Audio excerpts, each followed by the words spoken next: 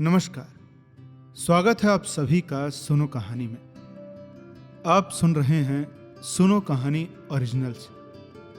हम थे वो थी, जिसका पब्लिशिंग नेम है बारिश के वो 66 साल, जिसके लेखक हैं श्री ऋतिक रोशन मिश्रा। कहानी के पिछले भाग में हमने सुना कि चित्रा समीर से मिलने दोबारा आती है, जहां समीर उसे टाइम ट्रेवल के बारे में काफी कुछ बातें बताता है और साथ ही साथ वो दोनों एक दूसरे के बारे में काफी बातें जानते हैं। और साथ ही साथ चित्रा बताती है कि आखिर वो यहां पहुंची कैसे। अब आगे भाग 3। 2 दिन बीत जाते हैं। समीर रोजाना नदी किनारे जाता है, मगर उसे चित्रा नहीं मिलती। वो स्कूल के बाद दोपहर से शाम तक उसका इंतजार नदी किनारे पीपल के पेड़ के नीचे करता है, लेकिन 2 दिन से बहुत तेज बारिश होने के कारण वो ये सोचता है कि शायद चित्रा की दुनिया में भी बारिश हो रही होगी, जिस कारण से वो यहां नहीं आ पाई। तीसरे दिन मौसम साफ हो जाता है। कुछ उम्मीद की लहर समीर के मन में जगती है। वो स्कूल खत्म होते ही नदी किनारे पहुंच जाता है। उसे चित्रा वहीं बेंच पर बैठी दिखती है। कहाँ थे? कितनी देर लगा दी? एक पल के लिए भी बारिश नहीं रुक रही थी, तुम्हें मालूम है? और हम कितनी बार झूठ बोलकर नदी किनारे आए हैं, तुम्हें पता भी है? बारिश के कारण बाबूजी 2 दिन से बाजार भी नहीं गए। 2 दिन में ना जाने कितनी बार नदी में उतर चुके हैं हम। अरे सर्दी लग जाएगी, ऐसा बार बार मत क्या करूं। अरे तुम्हें क्या चिंता है? तुम तो आ रहे हो ना महाराजाओं की तरह अपना काम निपटा कर, और यहाँ हम है कि सारा काम छोड़ कर आए हैं तुम्हारे लिए। चित्रा गुस्से में कहती है। अच्छा गुस्सा मत करो। सॉरी बाबा, पर मैं 2 दिनों से पूरे दिन भर शाम तक तुम्हारा इंतजार कर रहा था। समीर उसका हाथ पकड़ने की कोशिश करता है। हाँ झूठे, हमें विश्वास नहीं। लेकिन चित्रा समीर का हाथ झटके से हटाते हुए कहती है, अरे सच्ची, तुम्हारी कसम। समीर चित्रा के सिर पर हाथ रखते हुए कहता है, सच में इंतजार कर रहे थे? हाँ। पूरे दिन? अरे हाँ। बारिश में भीगकर? अरे हाँ बाबा हाँ, चलो अभी माफ भी कर दो। चित्रा मन ही मन मुस्कुराकर सोचती है, क्या सच में ये हमारा इंतजार कर रहा था? बारिश में भीग के पूरे दिन पूरी शाम? क्यों? कहीं ये हमसे नहीं, ये तो हमें बस अपना दोस्त मानता है। चित्रा कोई जवाब नहीं देती, पर बड़े स्नेह से समीर को निहारने लगती है। समीर कुछ रुक कर कहता है, ये तुम्हारे गले में क्या है? पहले तो नहीं था, तुम्हारे बाबूजी ने दिया। चित्रा के गले में बेहद खूबसूरत सा फूल के आकार का एक सोने से बना लॉकेट और उसका चैन लटक रहा था। हमारी ऐसी किस्मत कहाँ कि बाबूजी हमें कुछ दें। था एक अभागा, मरते मरते दे गया ये उपहार। अरे सही से बोलो ना, मुझे कुछ समझ नहीं आया। अरे जब हम आ रहे थे तो न जाने कहाँ से एक बूढ़ा आदमी सामने आ गया और हमें अजीब ढंग से घूरने लगा। उसने हमारा हाथ पकड़ लिया और ये लॉकेट उसके हाथ में था। हमने जब अपना हाथ खींचा तो वो लड़खड़ाकर नीचे गिर गया। सड़क पर एक बैलगाड़ी आ रही थी। शायद तेज बारिश में चालक ने देखा नहीं और वो बेचारा बूढ़ा आदमी मारा गया। चित्रा बड़े दुख से कहती है, और तुमने उसका दिया लॉकेट रख लिया? समीर थोड़ी तेज आवाज में कहता है, तो क्या फेंक देते?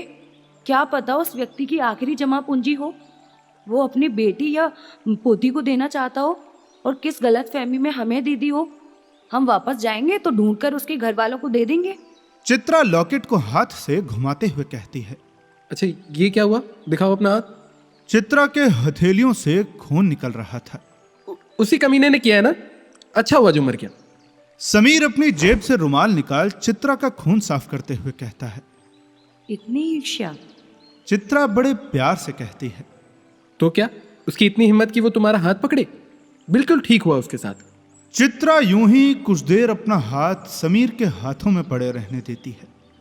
अच्छा तो अब हमें जाना है, बहुत देर हो गई है। चित्रा बेंच पर से उठते हुए कहती है, अच्छा अगर वहां भी बारिश होगी तो कुछ दिन तो तुम यहाँ नहीं आ पाओगी। क्यों? आज 15 जुलाई 2015 है। 18-19 जुलाई तक यहाँ भी बारिश होगी। तुम्हें कैसे पता? इंद्र देवता खुद बताने आए थे क्या तुम्हें? हाँ, मैंने वेदर फोरकास्ट देखा था इंटरनेट पे। क्या देखा था? अरे बाबा, कंप्यूटर बताया था ना, उस पर पता चल जाता है आने वाले मौसम का। पर कैसे? चित्रा हैरानी से पूछती है। रहने दो, इसको बताने के लिए पूरा दिन लगेगा, तुम जाओ। मैंने इसलिए बता दिया कि कहीं तुम्हें बार बार ना आना पड़े नदी में। ठीक है, तो अब हम सीधा 19 या 20 तारीख को आएंगे। ये बोलते हुए चित्रा नदी की तरफ बढ़ने लगती है। अच्छा चित्रा, सुनो। तभी समीर पीछे से कहता है। हाँ बोलो। मुझे कहना था कि मेरे घर चलो किसी दिन। समीर कुछ हिचकिचाता हुआ, कुछ डरते हुए कहता है। इतना मैं करते हो, बकरी हो क्या? अच्छा ठीक है, चल लेंगे, पर एक वादा करो कि तुम हमें ये मौसम देखना बताओगे अपने उस कंप्यूटर पे। हाँ हाँ, पक्का वादा। देखते ही देखते चित्रा नदी की लहरों में विलीन हो जाती है। उसके पीछे रह जाता है तो केवल समीर का रुमाल, जो उसने चित्रा के हाथ में बांधा था। समीर चित्रा से जुड़ी एक निशानी को लहरों के साथ अनंत काल के लिए खोते हुए देखता है। उसकी आंखें अब चित्रा के अगले दृश्य के लिए बेकरार हैं।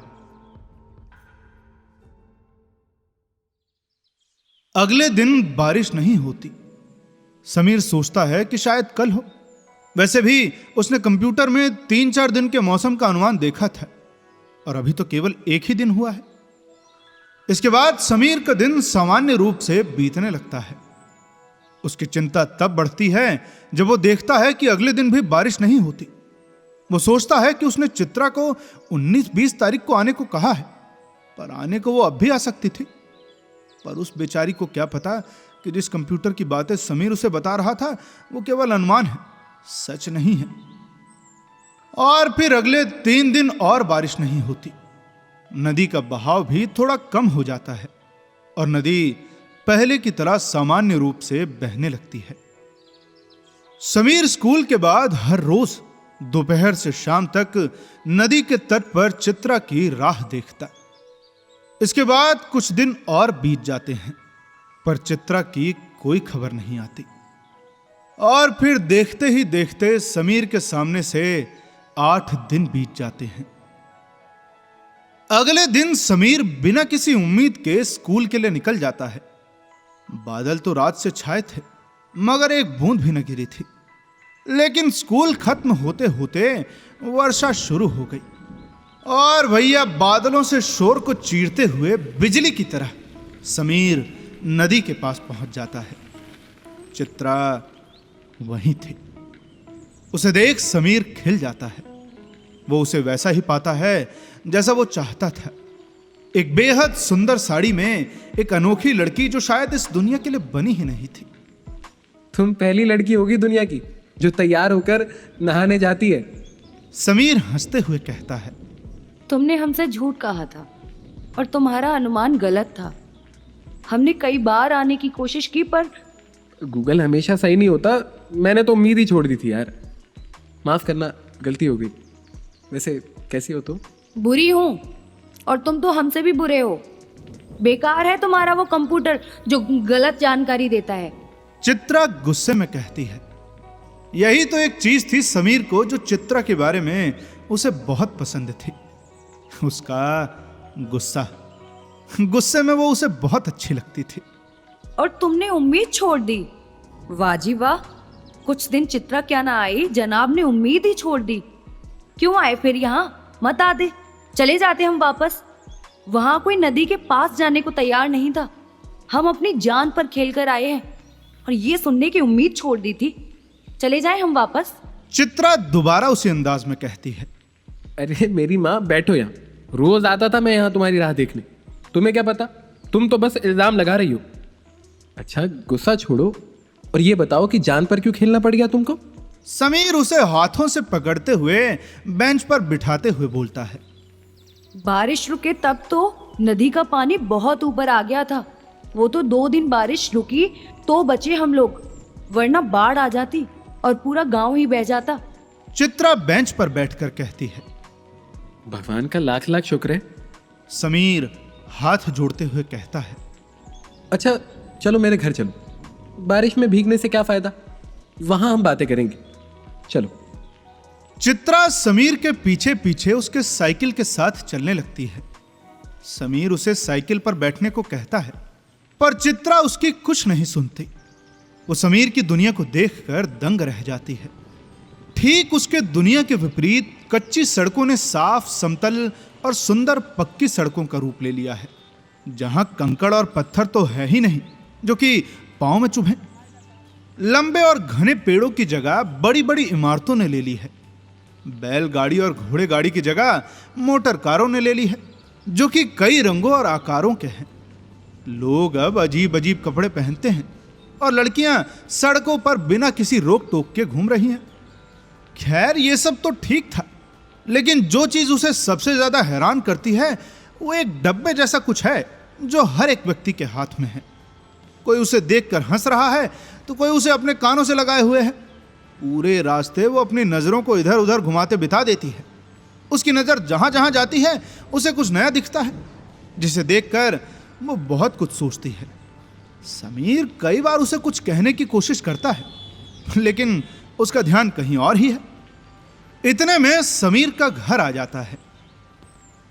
समीर मां से कहता है, माँ ये मेरी दोस्त है चित्रा। समीर की मां चित्रा को मुस्कुराकर देखती है। चित्रा उनके पांव को छूने के लिए झुकती है, लेकिन समीर की मां उसे रोक लेती है और अपने हाथों से उसके चेहरे को समेटकर बड़े प्यार से कहती है, अरे बड़े अच्छे संस्कार हैं बेटी तुम्हारे, खुश रहो। कहाँ से हो? यहाँ तो कभी नहीं देखा तुम्हें। अरे माँ बहुत दूर से आई है और आपसे उम्र में भी बहुत बड़ी है। समीर हंसकर बोलता है। उसकी मां को उसकी बात समझ नहीं आती।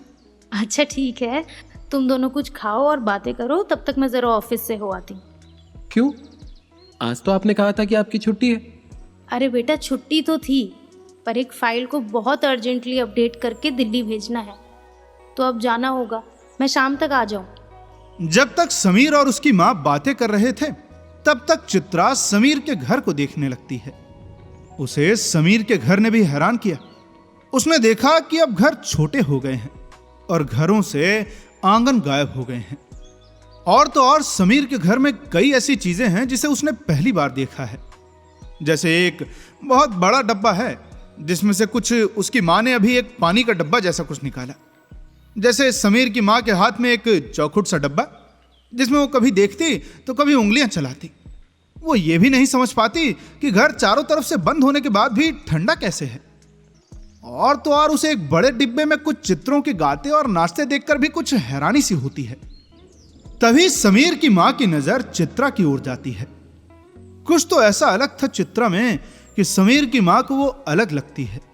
शायद उसके कपड़े या शायद उसका पांव छूने का प्रयास, जो कि आज के वक्त में प्रचलन में कम है, या फिर शायद चित्रा का वहां होना जो कि नहीं होना चाहिए था।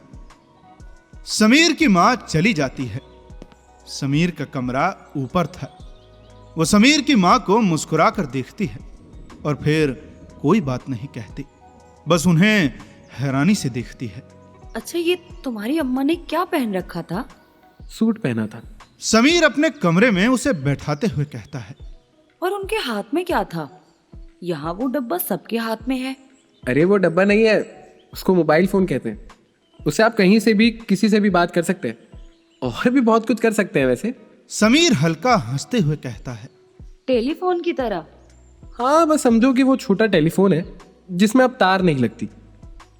ये देखो, ये है कंप्यूटर, इसी से देखा था मैंने वो मौसम की जानकारी। ये बड़ा डब्बा, ये तो बेकार है, सब झूठ बोलता है।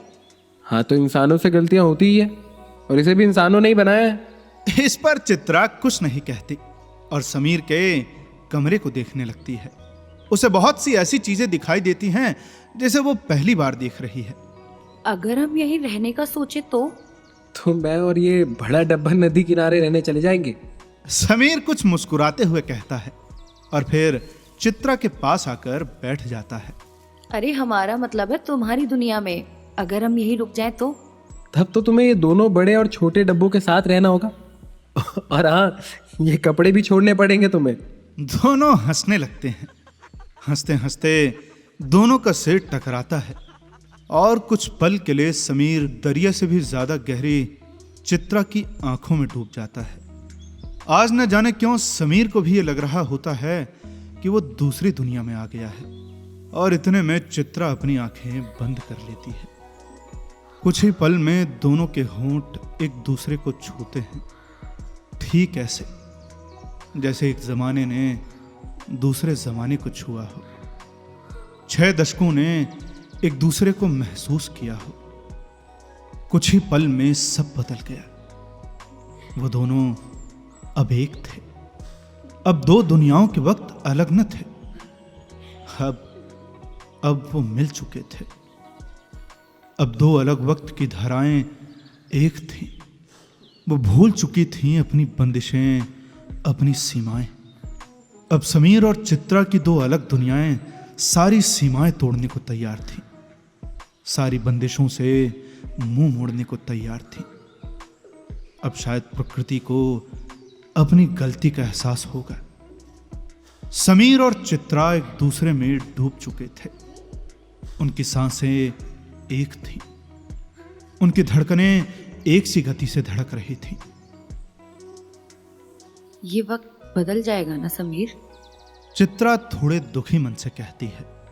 वक्त नहीं चित्रा, हमारी दुनिया बदल जाएगी। समीर भी उसी तरह जवाब देता है। कुछ देर के बाद समीर और चित्रा वापस नदी किनारे आ जाते हैं और चित्रा समीर से अलविदा कहकर अपने वक्त में लौट जाती है। अब कहानी में आगे क्या होता है, यह जानने के लिए आपको इंतजार करना होगा कहानी के अगले भाग का। और यदि आप इंतजार नहीं करना चाहते हैं तो ज्वाइन करिए सुनो कहानी मेंबरशिप को, जहां आप इस कहानी को एक साथ सुन सकते हैं। साथ ही साथ हमें बताएं कि यह कहानी आपको कैसी लग रही है। मिलते हैं आपसे अगले भाग में। तब तक के लिए सुनते रहिए सुनो कहानी की अन्य कहानियां और अपना ख्याल रखिए। धन्यवाद।